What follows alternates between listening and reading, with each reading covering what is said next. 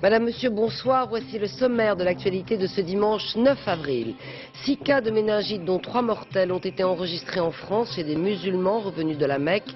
Les autorités recommandent la plus grande vigilance pour ces 18 000 pèlerins et leur entourage. Invité de ce journal, Dominique Gillot, secrétaire d'État à la Santé, elle nous dira quelles mesures de précaution il faut prendre et si une coordination existe. Le Breton Jo Le Guen, qui a renoncé à traverser le Pacifique à la rame en raison de blessures aux pieds, a été hospitalisé au Chili où sa famille a pu le rejoindre. Une équipe de France 2 était sur place. Le blues du businessman américain. Le syndrome est tout neuf, il vient des États-Unis. Dans la Silicon Valley, les millionnaires de la nouvelle économie sont à la recherche d'autres repères. Et puis dans son dernier film, Martin Scorsese raconte la vie d'un ambulancier des urgences dans le New York des années 80, à tombeau ouvert et tiré d'une histoire vraie. Pour commencer ce journal, une aventure personnelle qui a failli tourner au drame, celle du Breton Jo Le Guen. Il était parti pour traverser le Pacifique Sud à la rame, mais au tiers du parcours, il a dû renoncer. Affaibli, blessé aux pieds et aux chevilles, il a été récupéré par un cargo. Hospitalisé à Punta Arenas au Chili cette nuit, il a été rejoint par sa femme et son petit garçon. Une équipe de France 2 a pu assister aux retrouvailles et recueillir le témoignage du rescapé. Reportage signé Jean-Jacques Le Garec. Jo Le Guen a quitté la baie de Palliser en Nouvelle-Zélande le 3 février pour se retrouver, ironie du sort ou mauvais présage, après 2 mois de rame sur le cargo du même nom, le Palliser Bay. Pendant 5 jours, il hurlera de douleur, les pieds infectés, brûlés par le sel à l'approche de la terre de feu, à peine soulagé par les effets de la morphine qu'on lui a injectée à forte dose. 2 heures d'hélicoptère le libéreront finalement de l'enfer. La douleur était telle que je ne pouvais pas dormir en fait autrement qu'en mettant de l'eau froide dans le bateau et en ayant les pieds dans l'eau froide. Ça faisait 1 mois que je dormais les pieds dans l'eau froide pour supporter la douleur. Mais d'un autre côté, ce qui m'a vraiment fait mal, c'est que le Pacifique Sud, j'étais bien. Et je me disais qu'en fin de compte, si le mental était là, le physique allait suivre derrière, quoi. Mais là, ça a atteint un degré et ça a pris une accélération telle que je me suis trouvé dépassé par cette histoire et qu'elle est allée trop loin. Je vais vous laisser vous reposer. Jo Le Guen a été opéré toute la nuit par les chirurgiens de l'hôpital naval de Punta Arenas, qui luttent pour circonscrire les zones gangrénées de ses pieds. Les risques d'amputation ne sont pas écartés. Ce matin, Jo Le Guen revient sur le sens de sa quête et fait le bilan de son aventure. L'aspect maritime, j'estime l'avoir géré, d'autant plus dans les conditions physiques où j'étais. J'étais bien en mer, le 50e mois. J'étais bien là où j'étais et ce projet était basé sur la valeur de l'engagement personnel. Eh bien, j'estime que je me suis engagé personnellement et que j'ai payé un prix. J'ai payé le prix de mes pieds au minimum et que donc, personnellement, je suis allé au bout de ma démarche. Jo Le Guen avait défié l'océan Pacifique pour alerter le monde sur la nécessité de garder les mers propres. Il continue à proclamer son message inlassablement depuis Punta Arenas, où il devra rester encore quelques jours en traitement avant de pouvoir regagner la France. Une souche extrêmement virulente de méningite vient d'être dépistée par l'Institut Pasteur. Elle touche des pèlerins revenus de la Mecque en Arabie Saoudite ou leurs familles. Le bilan, toujours provisoire, est de 3 morts, dont un enfant de 15 mois et 3 personnes hospitalisées. Les autorités françaises appellent à la vigilance, surtout pour les personnes qui se sont rendues en Arabie Saoudite et leur entourage. Et dans la Drôme, le préfet a mis en place une cellule de crise. Explications et reportages, Patrick Fondio et Virginie Fichet. Le panneau a été écrit dans l'urgence. À l'intérieur, médecins et infirmiers consultent. 35 familles musulmanes sont déjà passées, alertées par les informations sur les cas mortels de méningite. Il n'y a pas de vaccin en Europe. Tout le monde repart avec un traitement antibiotique distribué par la cellule d'urgence, mise en place par la préfecture de la Drôme. Aucun cas n'a pourtant été signalé dans le département. C'est une simple mesure de précaution. C'est dans le calme absolu nous sommes venus pour éviter le pire. Parce que vraiment, on ne se sent pas concernés. Mais on est concernés vu qu'il y a des pèlerins qui sont morts à cause de cette épidémie. 16 mars dernier à la Mecque, traditionnel pèlerinage pour près de 2 millions de musulmans. Les autorités sanitaires pensent que c'est là, et à cette date, qu'une souche rare de méningocoque s'est propagée parmi les pèlerins. Depuis fin mars en France, on a recensé 6 cas de méningite, chez les fidèles qui avaient fait le voyage, mais aussi dans leur proche entourage. La bactérie a déjà fait 3 morts, 2 hier dans cet hôpital de Reims, un 3e, un bébé, tôt ce matin. Mais la France ne serait pas la seule touchée en Europe. D'après le ministère de la Santé, 11 cas similaires sont apparus en Grande-Bretagne. Il y a eu 5 morts. Quelques cas en Allemagne aussi, même s'il est difficile d'avoir un chiffre global. À la direction de la santé, on ne craint pas vraiment une véritable épidémie. Si l'on a côtoyé des gens qui revenaient de la Mecque et qu'on ne vit pas sous le même toit, le risque est quasiment nul. Le problème et le risque se présente simplement si l'on est en contact pendant longtemps, plusieurs heures, on dit plus de 8 heures, avec une personne qui a été contaminée. Dans les prochains jours, les services médicaux seront particulièrement attentifs à la santé des 18 000 musulmans de France qui ont effectué le pèlerinage. Et j'ajoute que selon une association des musulmans de Gironde, une personne supplémentaire aurait trouvé la mort dans la région de Bordeaux. C'est une information à prendre au conditionnel. Alors vous avez aperçu Dominique Gillot qui est avec nous ce soir. Bonsoir. Vous êtes le secrétaire d'État à la Santé. Est-ce qu'on peut ou pas parler ce soir d'épidémie ? Bon, nous ne parlons pas d'épidémie, mais nous restons très vigilants et l'information qui a été lancée depuis vendredi vise justement à dispenser les traitements préventifs aux personnes qui auraient été en contact avec ce méningocoque particulièrement virulent. Alors on sait qu'il y a environ 18 000 pèlerins qui sont partis de France vers la Mecque et par définition qui sont revenus. Est-ce qu'ils ont tous intérêt à prendre des mesures préventives et quelles sont les mesures de précaution pour leur entourage ? Écoutez, il y a 17 à 19 000 personnes qui ont reçu un visa pour aller à la Mecque. Il y en a à peu près 85% qui sont déjà rentrés. Pour celles qui ne sont pas encore rentrées, des mesures d'information à l'aéroport sont mises en œuvre depuis vendredi soir. Donc ces personnes-là vont être bien informées et sensibilisées aux risques qu'elles courent. Pour les autres, il s'agit qu'elles soient très attentives à des symptômes qui pourraient apparaître, des maux de tête, de la fièvre, de façon à consulter le plus rapidement possible un médecin ou un service d'accueil des hôpitaux qui sont eux-mêmes sensibilisés et informés depuis vendredi soir pour être très réactifs et dispenser les traitements préventifs de cette méningite. Alors, selon l'Institut Pasteur, ce serait une souche extrêmement virulente. Est-ce que ça veut dire aussi qu'elle est plus contagieuse ou très contagieuse ? Elle est aussi contagieuse que les autres, mais c'est une souche qui n'a pas été éliminée par le vaccin qui est maintenant obligatoire depuis une dernière épidémie qui a eu lieu il y a quelques années, qui fait que maintenant les personnes qui partent en pèlerinage ou en Arabie Saoudite doivent être vaccinées. Or, cette bactérie a une typologie différente de celles qui sont éliminées par le vaccin dispensé actuellement. Et la contamination peut se faire facilement ou pas ? Écoutez, il faut quand même qu'il y ait un contact plusieurs heures ou plusieurs jours avec des personnes infectées ou avec la bactérie contaminante. Bon, donc pour les personnes qui ont été en pèlerinage, il est bien évident qu'il y a des mesures de précaution et de vigilance particulières.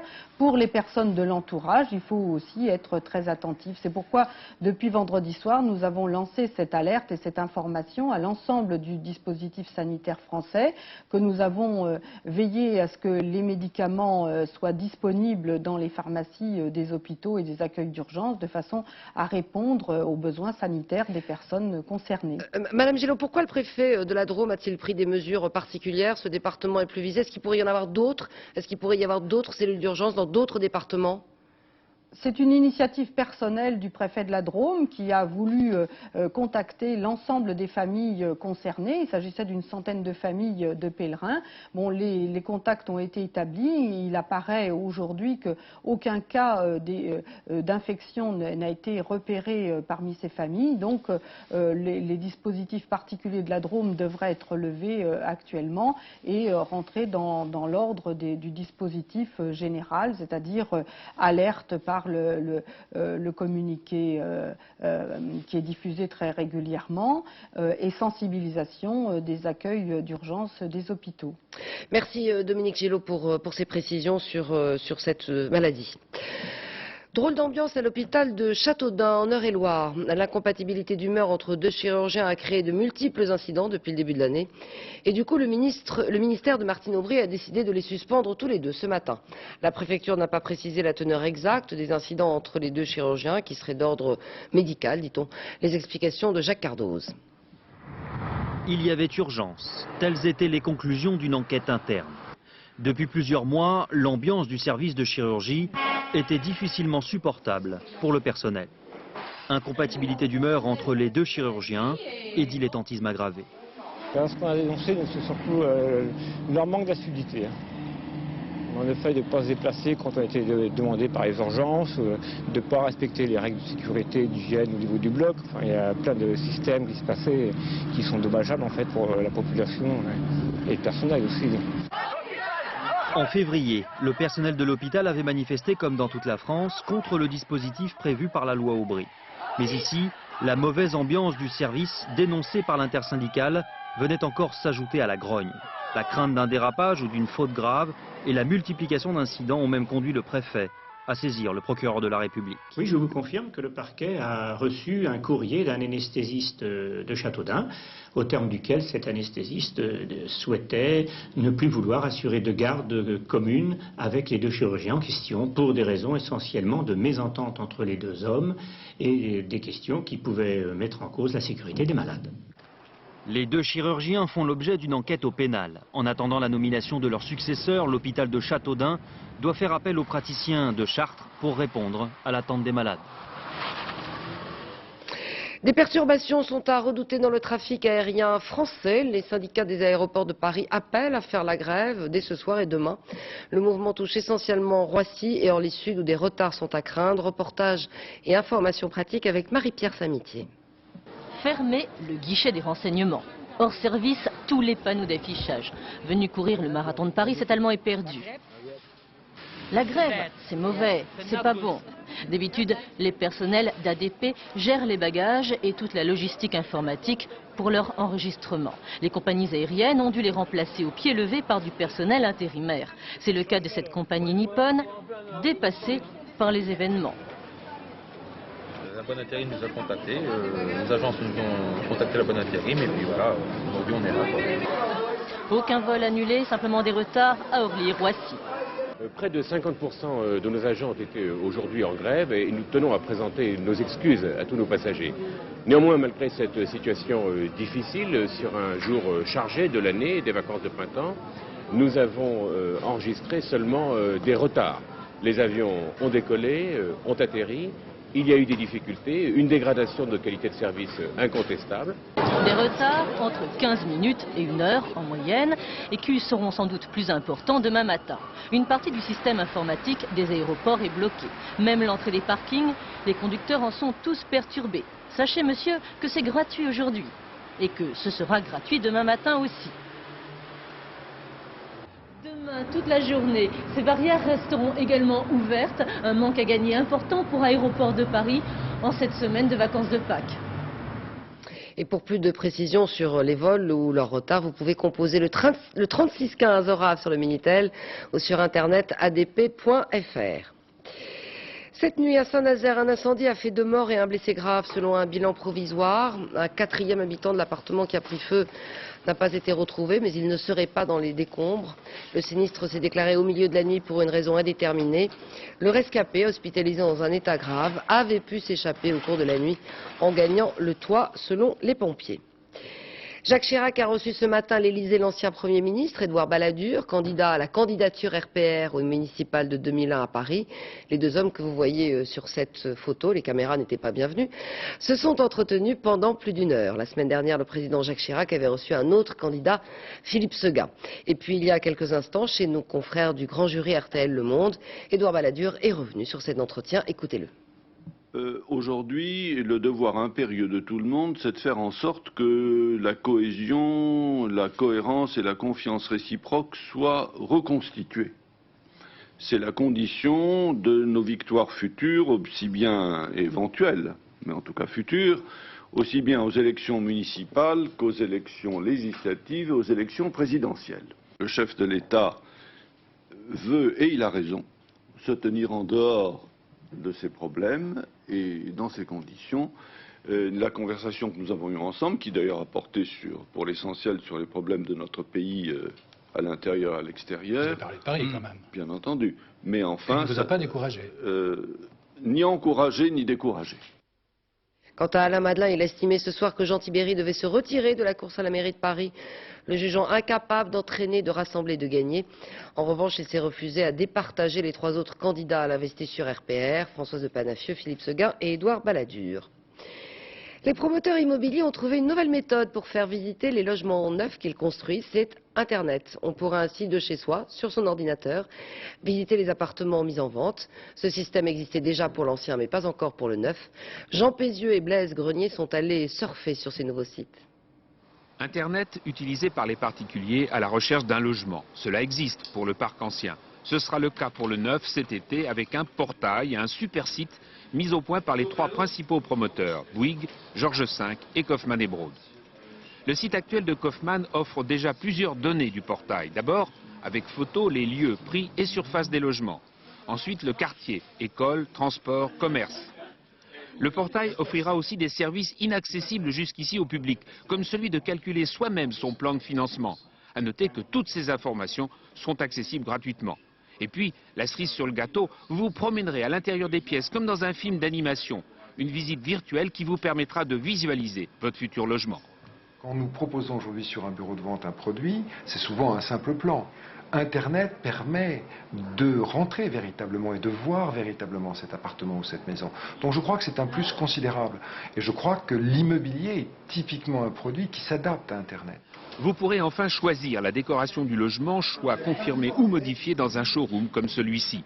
Un outil interactif permettant à l'acheteur une recherche plus rapide, c'est l'avantage du portail Logement Neuf. Autre atout, l'ampleur de l'offre, 40 à 50 000 maisons et appartements proposés en exclusivité sur Internet. En Grèce, les élections législatives avaient lieu aujourd'hui. Les 2 grands rivaux, le Premier ministre socialiste Kostas Simitis et le conservateur Kostas Karamanlis, se sont déclarés certains de gagner. Mais pour l'instant, le score est extrêmement serré selon les premiers résultats que vous pouvez voir chez nos confrères de la télévision grecque. Les 2 partis seraient pratiquement à égalité avec peut-être un petit avantage pour le Parti conservateur. Tout ceci est encore à prendre au conditionnel. Petit González, je t'en prie, reviens. C'est en substance ce qu'ont scandé les quelques 100 000 personnes qui défilaient hier à Cuba pour réclamer le retour au pays du petit Eliane, 6 ans. Son père, qui est arrivé aux États-Unis pour le chercher, n'a toujours pas pu rencontrer l'enfant. Tandis qu'à Miami, les exilés anticastristes tentent de le convaincre de rester aux États-Unis. Les autorités américaines, elles, préparent la remise du petit Eliane à son père, qui pourrait avoir lieu la semaine prochaine, après des rencontres avec les psychologues. Ils sont devenus millionnaires en dollars et en quelques mois, et il paraît que c'est difficile à vivre. Le syndrome de l'enrichissement rapide est très sérieusement étudié aux États-Unis, dans la Silicon Valley, où la nouvelle économie propulse de jeunes entrepreneurs dans le monde de la fortune. Dominique Derda et Éric Perrin sont allés rencontrer ces nouveaux riches en quête de repères. De la famille Glenn, on dirait volontiers qu'elle baigne dans un certain confort. Leur maison valait 2 millions de dollars lorsqu'ils l'ont achetée il y a une dizaine d'années. Elle en vaut 4 ou 5 aujourd'hui, de 30 à 40 millions de francs. Kim, la mère, ne travaille plus. Entre ses cours de gym, ses œuvres de charité, elle a choisi de consacrer le plus de temps possible à ses enfants. Tyler, le père, est conseiller financier. Ils vivent en plein cœur de la Silicon Valley. As-tu des amis à l'école dont les parents ne sont pas aussi riches que les tiens? Quelques-uns peut-être, mais pas beaucoup. Le niveau de richesse par ici est absolument incroyable. Alors s'il est clair que nous nous en sortons plutôt bien, nous sommes loin de gagner ce que gagnent certains de nos voisins ou de nos amis. Car la fortune ici est toute relative et l'important, du moins pour Kim, est d'inculquer à ses enfants d'autres valeurs que celles de la bourse ou du Nasdaq. On insiste auprès d'eux sur des valeurs qui ne soient pas simplement le désir de possession.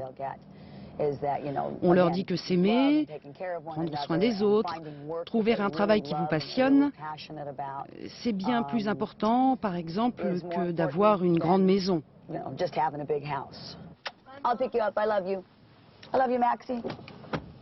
À 3 rues de l'école, la meilleure de Menlo Park, séjournait porte ouverte dans une propriété d'un demi-hectare mise à prix 70 millions de francs. Et si l'on se bouscule pour visiter la modeste demeure, c'est le terrain qui intéresse le plus les acheteurs potentiels. L'agent immobilier a une offre à 100 millions, un jeune couple qui souhaite raser la maison, en faire construire une nouvelle.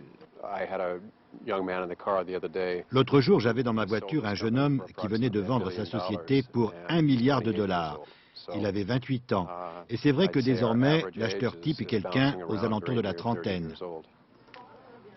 Et l'habit, ici sans doute moins qu'ailleurs, ne fait le moine. Cette maison est dans vos prix? Oui.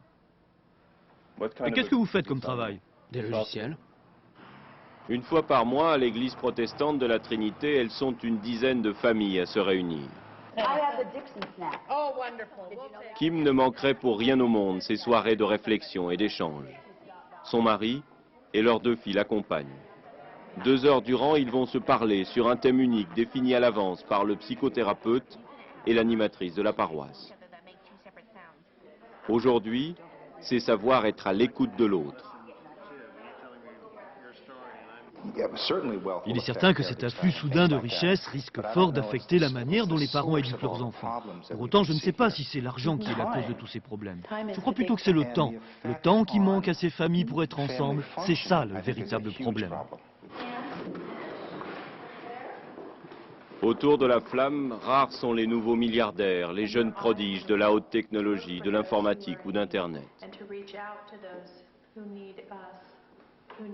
Ceux-là, pour la plupart, n'ont pas encore d'enfants, ils n'en ont ni le loisir, ni le temps.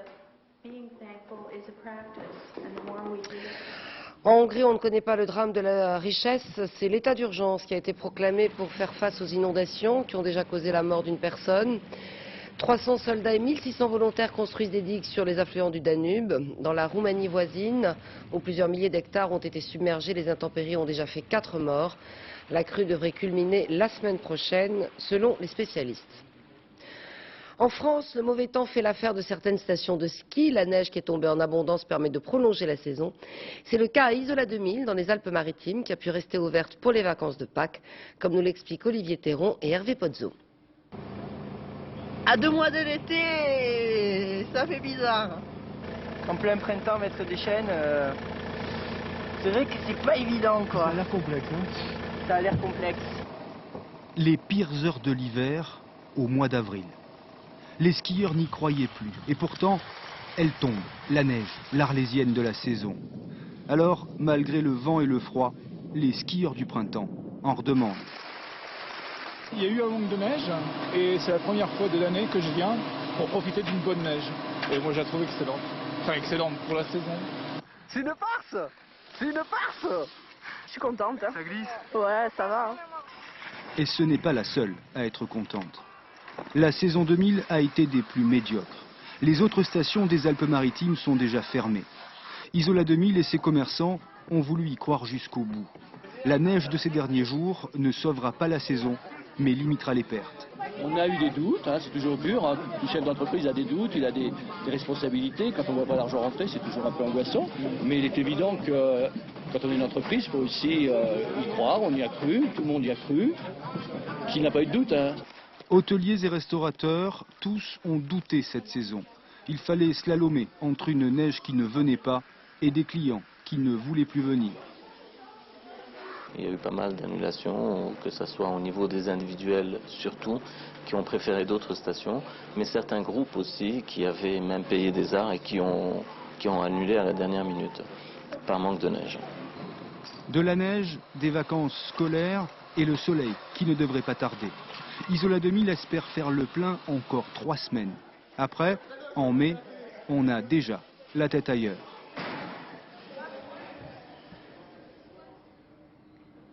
C'est le Belge Johan Museeuw qui a remporté aujourd'hui la course cycliste Paris-Roubaix. C'est sa deuxième victoire dans cette épreuve mythique sur les pavés du Nord. Yoann Museeuw est le plus titré en Coupe du Monde et il l'emporte devant l'Allemand Erik Zabel. Voilà le vainqueur. Cette course attire toujours beaucoup de spectateurs, des habitués, comme cette famille qui vient depuis 20 ans voir les coureurs à l'endroit le plus spectaculaire, la Trouée d'Arambert. Anne Mourgue et Dominique Mas les ont rencontrés. Qu'est-ce que tu attends, Camille? La course à vélo. Qu'est-ce que c'est comme course? C'est de la course à vélo. Et cette course à vélo-là, chez les Duprier, c'est une histoire de famille. Les enfants, le beau-frère, chaque année, ils reviennent au même endroit, 20 ans que ça dure. Raymond a minutieusement tout préparé. Journal, la liste des participants, plus le parcours à suivre. Et puis un petit peu avec la radio, on essaie de voir à peu près où ils sont arrivés, puis de voir le temps qu'ils vont arriver ici sur Wallers-Saint-Rambert. Pour nous, c'est la plus grande course du monde, hein. Paris-Roubaix, c'est quand même un classique, enfin, c'est la plus grande classique de vélo qui peut exister, hein. Installé au beau milieu de la tranchée d'Arambert, 3 km de pavés, traîtres, rebondis, la partie la plus spectaculaire de la course. Il y a la tension qui monte, là. Ah, ils prennent tous les bas-côtés, là. 5 heures d'attente pour quelques secondes de bonheur. Allez, on y va, allez, les gars. Allez, les gars, ils sont pas loin, allez. Vous encouragez tout le monde? Ah ouais, tout le monde, parce que c'est fabuleux. Allez les gars, allez! Fabuleux, même s'il est difficile de distinguer quelque chose. Vos favoris sont où? Bah, je sais pas, moi j'ai cherché Durand et des biens, je les ai pas trouvés. Je sais pas où ils sont passés, ouais, ils sont dedans. Allez. À peine passé le premier, voilà déjà le dernier coureur. Bon, même si en 1 minute c'est passé, mais c'est grandiose, c'est fabuleux. Maintenant, on va se rapprocher tout doucement, aller récupérer les voitures et puis on va aller casser la croûte, tout en suivant la fin de l'arrivée à la télévision. La course grandeur nature est sur petit écran. Après le départ des milliers de spectateurs, le bois de la tranchée d'Arambert va retrouver pour un an sa légendaire tranquillité. Plus de 30 000 personnes ont participé ce matin au Marathon de Paris, dont le départ a été donné sur les Champs-Élysées. C'est un record de participation pour la capitale française. Et c'est le Français Mohamed Ouadi qui a gagné après 2 heures et 8 minutes de course. Nathanaël de Rinxin et Jean-Yves Blanc. Pour s'isoler quelques minutes au départ d'un marathon, il faut avoir une sacrée imagination. Dans les arbres, sur les champs, ce matin ils étaient 32 000 au départ du 24e marathon de Paris, un record. Pendant que les premiers s'élancent à grandes enjambées vers la victoire, les amateurs, eux, profitent du départ pour se faire remarquer. Un petit message personnel à faire passer, ou bien un coup de gueule collectif à lancer. Dans le marathon, tout est bon pour attirer l'attention. 2 heures plus tard, place de la Bastille, c'est déjà une autre histoire. Les jambes sont lourdes, la fatigue se fait sentir, la communication est difficile à établir. Ça se passe comment? Ça va, impeccable. Ça va, un peu mal aux cuisses. Vous avez mal quelque part? Des problèmes d'articulation. Au rythme des grosses caisses, les coureurs se pressent, les zones de ravitaillement sont littéralement prises d'assaut. Bouteilles d'eau, orange, citron, faites le plein de vitamines, souriez, vous êtes photographié, la ligne n'est qu'à 20 km. 4 heures, 5 heures, 6 heures, pour les amateurs, pas question de se presser, l'essentiel étant d'arriver. Mohamed Ouadi, lui, n'a jamais été aussi rapide, 2 heures, 8 minutes, 49 secondes. L'athlète français remporte son premier marathon de Paris. De quoi avoir le sourire à quelques mois des Jeux Olympiques de Sydney.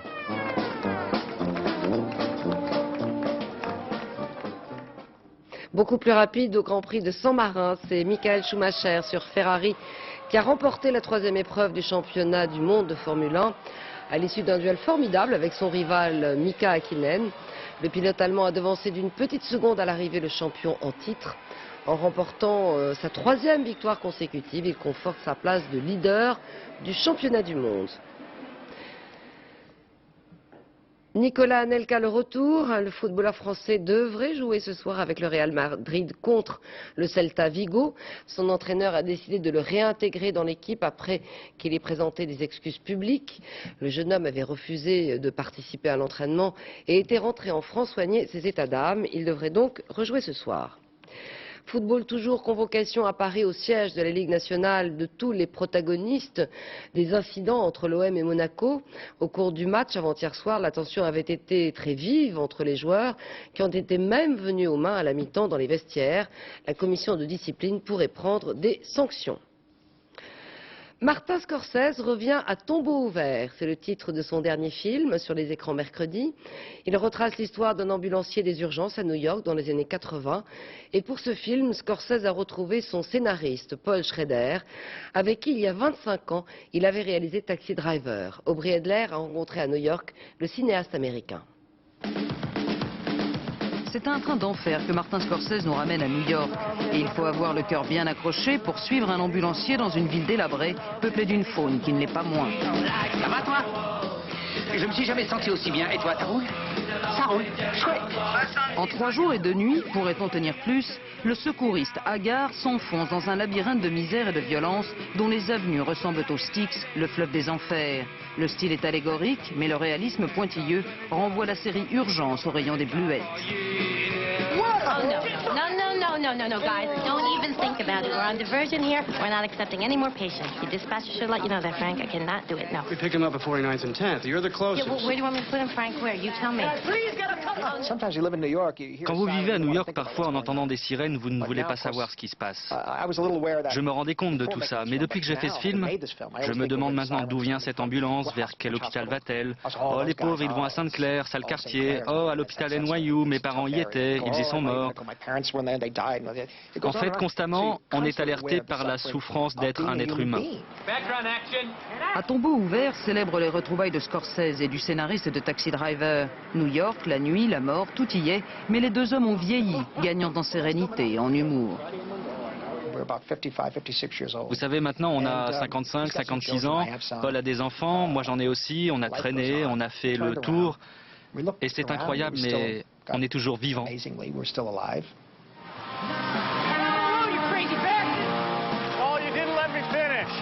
We have rules against killing people on the street, okay? It looks bad. There's a special room at the hospital for terminating. It's a nice, quiet room with a big bed. You mean that? Yeah. L'ambulancier est un ange fatigué, mais pas déchu. Assailli par les fantômes de ceux qu'il n'a pas pu sauver, il poursuit pourtant sa mission christique. Aujourd'hui, Martin Scorsese fait toujours des cauchemars, mais il sait aussi trouver le repos. Et puis au Festival du film policier de Cognac, notre confrère Bernard Rapp a été récompensé par 3 distinctions. Son film Une affaire de goût a reçu le Grand Prix du jury, le prix de la critique, le prix de la découverte et bien sûr nos félicitations.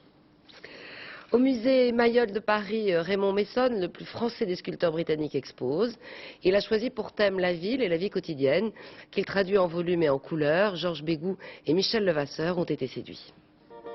Si Raymond Mason a une prédilection pour les sorties d'usines, les foules de travailleurs, sans doute le doit-il à sa ville natale, Birmingham, cité industrielle dont il garde l'empreinte après des années d'éloignement.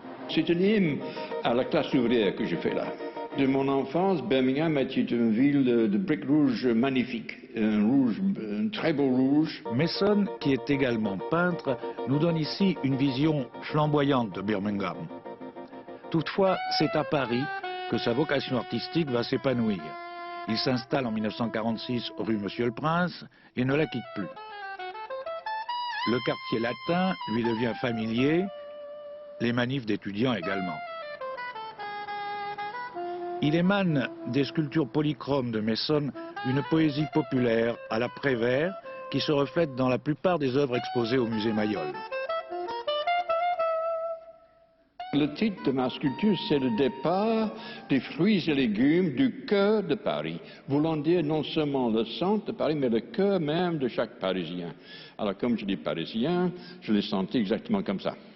Avec des outils rudimentaires et quelques kilos de plâtre, Mason sculpte des personnages qu'il rehaussera ensuite de peinture acrylique. L'été, c'est dans la nature provençale qu'il transporte son atelier. Je me demande pourquoi davantage de sculpteurs ne sculptent pas le paysage, qui est quand même un facteur essentiel de la vie d'un homme. Ce sont mes voisins immédiats et mes amis de 30 ans que j'ai vus année après année vendanger leurs champs de raisin de table. avec un réalisme teinté de tendresse et d'humour, mais sonne à la ville comme à la campagne, donne à la vie quotidienne un goût d'éternité. Ainsi se termine ce journal. Je vous en rappelle les deux principales informations. 6 cas de méningite, dont 3 mortels, se sont déjà manifestés en France chez des musulmans revenus de la Mecque. Les autorités françaises recommandent la plus grande vigilance pour ces 18 000 pèlerins et leur entourage. Il y a quelques instants dans ce journal, Dominique Gillot, la secrétaire d'État à la Santé, s'est voulue rassurante. Le breton Jo Le Guen, qui a renoncé à traverser le Pacifique à la rame en raison de blessures au pied, a été hospitalisé et opéré aujourd'hui au Chili, où sa famille a pu le rejoindre. Dans quelques instants, la météo d'Isabelle Martinet. À 20h50, Le droit de tuer, film américain avec Kevin Spacey et Sandra Bullock. 0h40, dernier journal de Laurence Ostolazza. Demain, dans Les 4 vérités, Gérard Morin recevra à 7h50 Jean-François Degnaud de l'Académie française. 13h, Carole Gessler et Rachid Arabe. 20h, Claude Sérillon. Je vous souhaite une excellente soirée sur France 2. Bonsoir.